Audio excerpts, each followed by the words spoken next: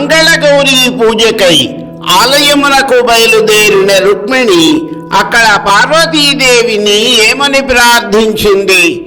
శ్రీ భాగవత పద్యములు రుక్మిణీ కళ్యాణము 18వ భాగము భావార్థములతో సహా.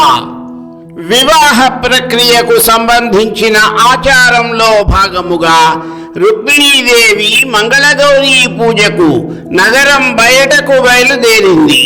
ఆమె నుదుటి మీద ముంగురులు ఆవరించాయి. శూరులైన భటులు ఆయుధధారులై సకల సన్నద్ధులై ఆమె చుట్టూ నడుస్తున్నారు. వారవనితలు ఫలహారముల పళ్ళెములను పట్టుకొని ముందరగా నడుస్తున్నారు. విప్రుల భార్యలు పాటలు పాడుతున్నారు.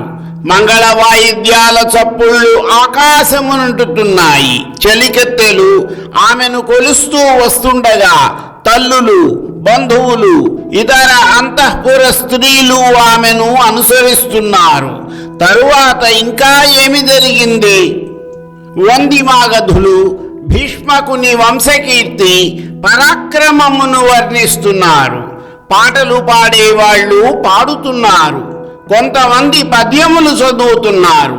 పెళ్లి కూతురుగా ముస్తాబైన రుక్మిణి మెల్లగా మందగమనగా నడుస్తూ మనసులో శ్రీకృష్ణుని పాదములను ధారణ చేసి పార్వతీదేవి గుడికి చేరింది.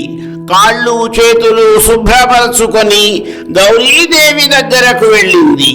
బ్రాహ్మణ ముత్తైదువులు శివపార్వతులకు అభిషేకము జరిగించిన తరువాత పూలమాలలు, వస్త్రాభరణాలు అలంకరించారు. కానుకలు సమర్పించి దీపాలు వెలిగించారు.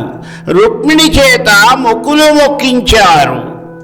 నమ్మితి నామనంబున సనాతనులైన ఉమామహేశులన్ మిమ్ము పురాణ దంపతుల మేలు భజింతు గదమ్మ మేటి పెద్దమ్మ దయాంబురాశివి గదమ్మ హరిన్ పతిజేయుమమ్మ నిన్నమ్మిన వారికెన్నటికి నాశము లేదు గదమ్మ ఈశ్వరీ.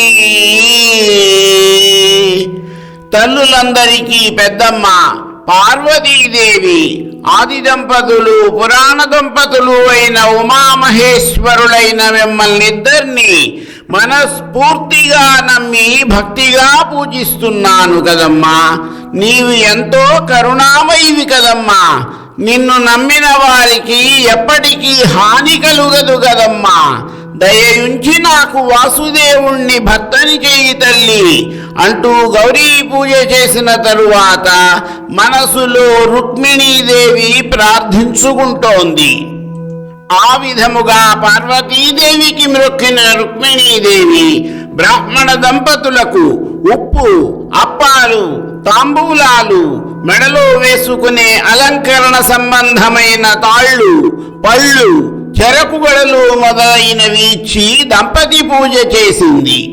వారలుత్సహించి వలనొప్పదీవించి శేషలిడిరి యువతి శిరమునందు శేషలెల్లదాల్చి శివవల్లభకు మృక్కి మౌన నియతి మాని మగువ వెడలే. ఆ దంపతులు ఉత్సాహంతో ఆమెను దీవించి అక్షతలు వేశారు.